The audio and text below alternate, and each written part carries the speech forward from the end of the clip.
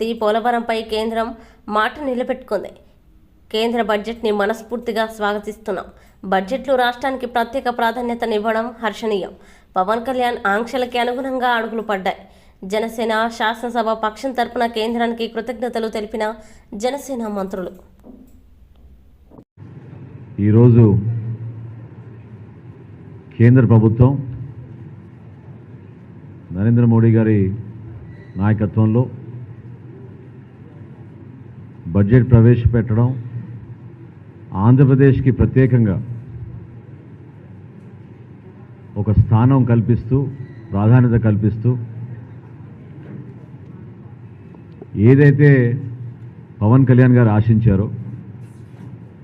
దేనికైతే Janasena party కట్టుబడి పదవుల కోసం కాదు, రాష్ట్రాభివృద్ధి జరగాలి, రాష్ట్ర ప్రజలకి మేలు జరగాలి, మన ప్రాంతానికి పెట్టుబడులు రావాలి అనే ఒక అంకిత భావంతో 2020 జనవరిలో భారతీయ జనతా పార్టీతో ఆ రోజు పొత్తు పెట్టుకున్నప్పుడు పవన్ కళ్యాణ్ గారు అమిత్ షా గారిని, జేపీ నడ్డా గారిని ఆ రోజు కోరింది ఒకటే, మా రాష్ట్రం గురించి దయచేసి మీరు పట్టించుకోండి, అనాథులైపోయాం, ఈ కొత్త ప్రభుత్వం వచ్చిన తర్వాత వాళ్ళు చేస్తున్న అరాచకాలు కేవలం వాళ్ళ స్వలాభం కోసం వాళ్ళు అనుసరించే విధానాలు, వాటిని వ్యతిరేకిస్తూ నిజాయితీగా కష్టపడి మా ప్రజల పక్షాన, అమరావతి రైతుల పక్షాన మేము వచ్చాం ఢిల్లీకి, దాన్ని మీరు గుర్తించాలని చెప్పి ఏదైతే ఆ రోజు ఆయన మాట్లాడారో, ఒక సుదీర్ఘ ప్రస్థానం తర్వాత Janasena party, Telugu Desam party, Bharatiya Janata party కూటమి ఏర్పడినప్పుడు కూడా మేమందరం కూడా కలిసి ఆ రోజు చంద్రబాబు నాయుడు గారి నాయకత్వంలో, పవన్ కళ్యాణ్ గారి నాయకత్వంలో మా చర్చల్లో భాగంగా కోరింది ఒకటే, అమరావతి నిర్మాణం కోసం మీరు సహాయం అందించాలి, పోలవరం ఎట్టి పరిస్థితుల్లో కూడా ఆ ప్రాజెక్ట్ బాధ్యత రాష్ట్ర ప్రభుత్వం పైన ఎంత ఉందో కేంద్ర ప్రభుత్వం పైన కూడా అదే విధంగా బాధ్యత ఉండాలి, దయచేసి ఎక్కడ కూడా వివక్ష చూపించారు, ఆంధ్రప్రదేశ్ని ఆదుకోవడం లేదనే భావన ప్రజల్లో కలగకుండా మనందరం కలిసి పనిచేద్దామని ఆ రోజు చర్చల్లో భాగంగా మాట్లాడినప్పుడు ఆ నాయకత్వం ఇచ్చిన మాట ఈరోజు కేంద్ర బడ్జెట్లో మన రాష్ట్రానికి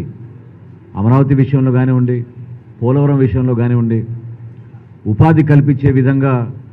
వాళ్ళు తీసుకున్న కొన్ని నిర్ణయాలు కానివ్వండి, ఖచ్చితంగా ఒక బంగారు భవిష్యత్తు ఉండే విధంగా దేనికైతే మన నాయకత్వం ఏకదాటిపైన కలిసి వచ్చి పవన్ కళ్యాణ్ గారిని ఆదర్శవంతంగా తీసుకుని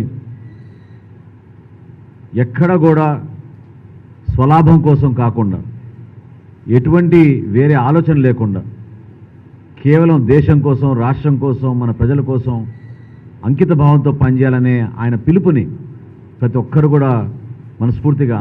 స్వీకరించి ముందుకెళ్తున్నారు. దాన్ని ఈ విధంగా చంద్రబాబు నాయుడు గారి ద్వారా నరేంద్ర మోడీ గారు తీసుకున్న నిర్ణయాల్ని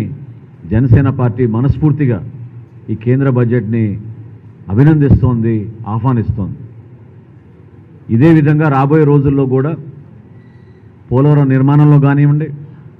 అమరావతిని మరొక్కసారి ఆ పూర్వ వైభవం తీసుకొచ్చే విధంగా, ఈ ప్రాంతానికి అద్భుతమైన పెట్టుబడులు వచ్చే విధంగా అనేక కార్యక్రమాల ద్వారా, స్కిల్ బిల్డింగ్ ద్వారా, ఉపాధి అవకాశాల ద్వారా, ఇన్ఫ్రాస్ట్రక్చర్ బిల్డింగ్ ద్వారా మన రాష్ట్రానికి మంచి పేరు తీసుకొచ్చే విధంగా ఈరోజు జనసేన శాసనసభ పక్షం తీర్మానం చేసి కేంద్ర ప్రభుత్వానికి ప్రత్యేకంగా ధన్యవాదాలు తెలుపుకుంటూ, ఖచ్చితంగా మేము రాష్ట్ర ప్రజలకి అంకిత భావంతో పనిచేస్తాం. కూటమిలో భాగంగా ఎటువంటి స్వార్థాలు లేకుండా మా పార్టీ అధ్యక్షులు పవన్ కళ్యాణ్ గారు ఇచ్చిన ఆదేశాలు, నిర్ణయాల మేరకు ప్రజలకి అంకిత భావంతో పనిచేస్తామని ఈ సందర్భంగా మనస్ఫూర్తిగా రాష్ట్ర ప్రజలందరికీ మరొకసారి అందిస్తున్నాం.